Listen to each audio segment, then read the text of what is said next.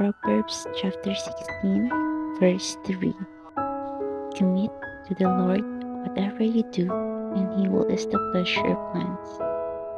This verse teaches that when you entrust your actions, efforts, and intentions to God, He brings clarity, stability, and directions to your plans. It means placing responsibility, trust, and surrender in God's hands, not just asking Him to bless what you've already decided. Let us pray. Lord, release control and choose trust today.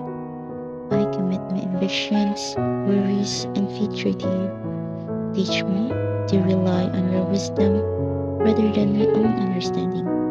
Let your peace guard my heart as you establish my steps. And may you, Lord, God bless us more and guide us and protects us